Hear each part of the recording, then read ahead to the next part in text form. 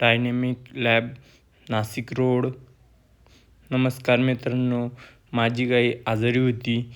त्याच्यामुळं गाईचे मिल्कचा शॅम्पल आणि ब्लडचा शॅम्पल घेऊन चेकअप करायसाठी चाललो होतो आम्ही. आजार समजत नव्हता. तुम्ही पण तुमचं गाई आजारी असेल जास्त दिवसापासून 10-12 दिवस झाले असेल तर असा ब्लडचा शॅम्पल अवश्य केला पाहिजे. नमस्कार मित्रांनो. तुम्ही माझ्या हातात जे 2 सॅम्पल बघताय, एक मिल्कचा सॅम्पल आहे आणि एक ब्लडचा सॅम्पल आहे. तर झालं काय मित्रांनो, एका गायला मास्टिटिस झाला आहे आणि 10 ते 12 दिवसांपासून त्या गायची ट्रीटमेंट चालू आहे आणि अजून पण ती गाय त्या मास्टिटिसपासून कव्हर होत नाही आहे. तर ॲक्च्युअल बॅक्टेरिया कोणचा आहे त्या मास्टिटिसमध्ये, कोणत्या बॅक्टेरियामुळं मास्टिटिस झाला आहे हे समजण्यासाठी मिल्क टेस्ट आम्ही करणार आहे.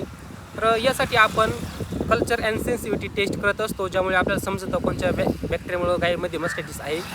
आणि दुसरं म्हणजे जी ब्लड टेस्ट आहे, यावरून आपल्याला गायीचा ओव्हरऑल कंडिशनचा अंदाज येतो. जर आपली गाय इंडोटॉक्सियामध्ये गेली असेल, शॉकमध्ये गेली असेल, तर त्याचा पण अंदाज आपल्याला CBC वरून येतो. तर ब्लड टेस्ट आणि मिल्क टेस्ट या 2 टेस्ट आपण करत असतो ज्यावेळेस आपल्या गायींमध्ये मास्टिटिसमध्ये आपल्याला ज्यावेळेस काही इम्प्रूव्हमेंट दिसत नाही.